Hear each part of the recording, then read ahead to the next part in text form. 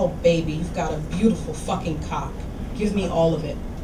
And when she wasn't talking about his beautiful hard cock, she was talking about her girlfriend Brianna, who was creeping closer and closer to where they were. Cindy could see just how excited she actually was by the way Brianna's hard nipples jutted through her black jersey knit dress. She knew she had made the auditory connection with him when he moaned in pleasure at her words, and his cock got even harder and stiffer between her fingers. She slid her mouth up and down his cock with her hand, mimicking what her mouth was doing, keeping in unison with her lips, heightening his pleasure even more, ensuring that sensation was truly optimized. Often, Cindy would remove her mouth, allow the cold air to hit his cock, and slowly blow on its head with her hot breath, causing him to shiver. By now, Cindy was happy to find that Brianna was ready for a little action herself. She had joined them and was nibbling and biting at Mark's ass, tracing his masculine glutes with her tongue, spreading the cheeks of his ass with her fingers, and slowly darting her tongue in and out of his asshole. Cindy removed her mouth from Mark's cock just long enough to tell Brianna what she should do. "Spit on his asshole, Bree, and then fuck his tight little asshole with your fingers. Then I want you to lick his hole and his sack while I fuck his cock with my mouth, okay?"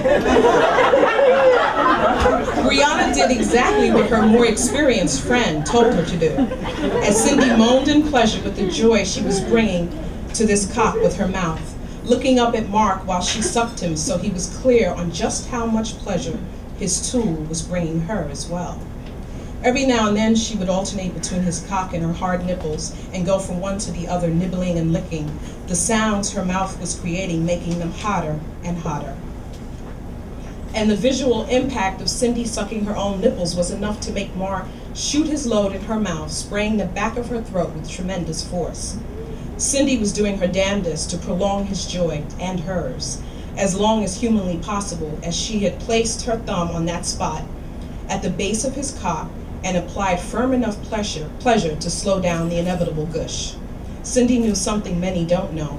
The cock is not as fragile as others may make it out to be. In fact, most men enjoy the varying degrees between a firm, unyielding hand and mouth and a soft, supple touch.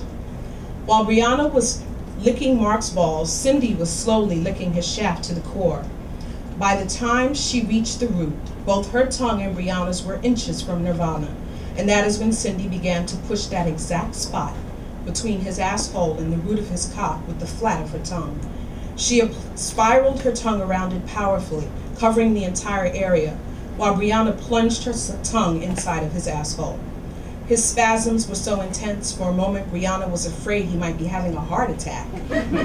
His body jerked and his eyes rolled back, and he bellowed so loudly that it was surprising none of the clubgoers below ran to see what was the matter. Cindy was indeed an expert.